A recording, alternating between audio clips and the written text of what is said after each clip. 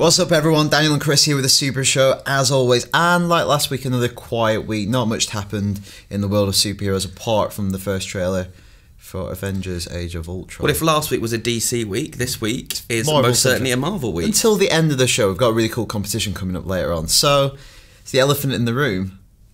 Age of Ultron trailer leaked and then Disney put it up, and we've all watched it. We've watched it about 100 times. We've watched it a bunch of times. We've done a rewind theatre on it. We've done a conversation on it. Your conversation was about whether Black Panther might be in the movie. Yeah, so I think we'll discuss that a little bit later on in this show. But we thought we'd just do the full out geek out thing, which is what's the coolest moment in the trailer?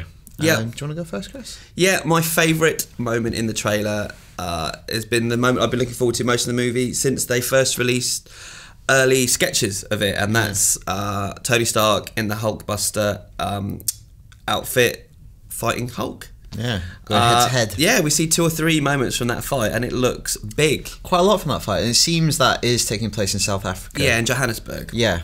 Yeah, and I guess it's less the fight itself, but what it means as well, because I think a lot of people's favourite character from Avengers was Hulk. Yeah. It finally felt like they nailed that character. And how it's going to develop, Mark Ruffalo said that he's got a bigger role in this film and it's darker. And the moments we see Bruce Banner look pretty grim. Looks pretty ropey, looks pretty hungover. He looks like he needs a hug. Yeah. Things aren't going well for him. So it's interesting to speculate what's happening with that character and why he ends up fighting Tony Stark. Yeah, I think it's interesting to find out how they get there in the course of this movie, because at the end of the first Avengers, they drive off together. They're like best buds. Yep. They're going to talk about science together. Yeah, the first scene that Tony Stark comes into the room and he starts spouting off all this kind of opaque gibberish, which he often does, talking about science. And Banner is the one who understands. And he says something like, oh, finally someone who gets it. And he says, Mr. Banner, I'm a big fan of your work. I also admire the way you turn into a big green rage monster.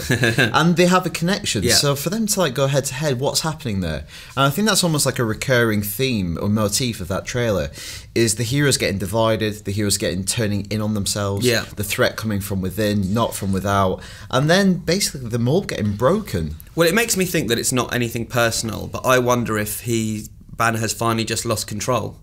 He can't control the beast anymore, and so Stark has to step in, and this was like the last result was putting that outfit on. Or maybe that's the impetus to get the suit back on, because obviously at the end of Iron Man 3 he gives up being Iron Man. He has the shrapnel taken out of his heart, he destroys all the suits. Obviously that's going to come back as a plot point in the Avengers Age of Ultron, but maybe that's the impetus, the push he needs to go, well, I'm the only one who can stop him. And I wonder if it might have something to do with Black Widow as well, because there is that moment where they kind of touch hands and it looks quite tender, and I wonder if there's something going on between those two characters as well. Maybe something happens to her and it pushes him over the edge. And also, like, the look on Banner in those scenes, he looks like he's, I don't know, like he's gone. Maybe he's despair. Very regretful. He's reaching absolute rock bottom that he can't control it anymore. And I can't wait for it. Yeah. How about yourself, Dan? This is probably one of the final shots in the trailer. It's when the camera pans down and you've seen all these characters. They're having a terrible time. And it feels like the trailer, we said it was darker, it almost felt Empire Strikes Back, but it almost feels like the closing chapter on the Avengers, because they've obviously had lots of other movies, even though this is only the second one. It feels like really bringing it to a climax. And it feels like they might triumph, but at what cost? And that's no more kind of poignant than when the camera pans down and you see Thor led down, but next to him is Captain America's shield, and it's been broken, it's been snapped in two. And any fans of comics might know the significance of things like that. But also it's just a striking image. Yep. It's made out of vibranium, it's supposed to, it's incredibly tough material. Well, it can't be broken. Not even Thor could break it when he tried with his blooming hammer. So I know. So what's done that? Is that Ultron? Is that Hulk? Is it something else? I don't know. But it's also tantalising for what it might kind of represent. So obviously in the Marvel Cinematic Universe, I don't think adamantium exists because of legal rights. I think that only can exist in the X-Men universe. So obviously stuff that Wolverine's claws is grafted onto his claws. But the shield is made out of vibranium. And in the MCU, it was created originally by Howard Stark, Tony Stark's father, for Captain America in World War II. And it's made out of a substance which occurs naturally only in one fictitious country in the Marvel Universe, which is Wakanda. So this leads us to a theory, and it's kind of not just kind of finger in the air stuff, because the character that Andy Serkis is playing, I think it feels very credible that he's a character called Ulysses Claw. He looks very much like that character in various incarnations, and that's a character that specialises in manipulating vibranium and experimenting with it, and maybe that's why he's involved for some reason. And another reason why I think this might relate back to the Black Panther is in the comics there are instances of the Black Panther creating shields for Captain America when his has been broken. So is this possibly laying the groundwork for a Black Panther movie? We are doing some huge speculation here. This is big stuff. This is big boy stuff. But if it isn't, then it could be setting stuff up, isn't it? Yeah, if he's not around in this one. Or it could be fan service. Yeah. Like nice little Easter eggs. We've had these Easter eggs before in past Marvel movies, and they're Easter eggs that can very easily kind of transition in spin-offs if you want it to be. If people take to it and people enjoy it. So it might not be Johannesburg. It could be Johannesburg doubling up as Wakanda. Yeah. Possibly. Wow, I hadn't even thought about that. Big stuff. You've just blown my mind. Anyway.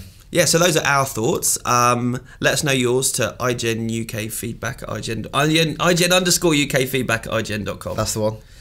But also, this week, now regular viewers will know that I'm a huge fan of the 1960s Batman TV show, and we have quite an exciting little competition for the viewers. Dan, do you want to say what we're giving away? I'm going to see if I can remember this. So, he's been practicing. On November 10th, the collector's edition of the 1966 original Batman TV series comes out. It's 13 discs, it's 120 episodes, all remastered in 1080p, 44 trading cards, and a micro replica, Hot Wheels replica of the Batmobile. I had one of them when I was a kid. But which is more, Chris? What's more? If you win the prize, we'll get Adam West to personalise it to you directly. Adam West is going to sign it to your name. That's pretty How cool good. Is that? How can people enter, and what do they have to do for a chance for winning? I think next week, unless something huge breaks and we're screwed and we have to cover it, we want to do something on Batman v Superman. I think we're going to discuss which one is our favourite of those two, which is a big, hot topic. It's a weighty topic. I think I have a favourite and Dan has a different favourite, so we might put forward our cases. But yeah, we want to know yours. Who is your favourite at Batman and Superman?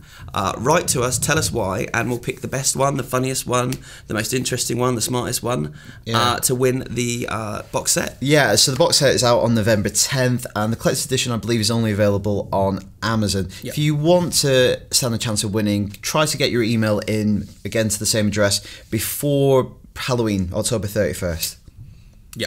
And sounds good. And I'll say the address again, ign_UK-feedback at ign.com. That's definitely the right address. Nailed it. Yeah, so good luck if you want to enter, and until next week, stay right here on IGN for all things superheroes.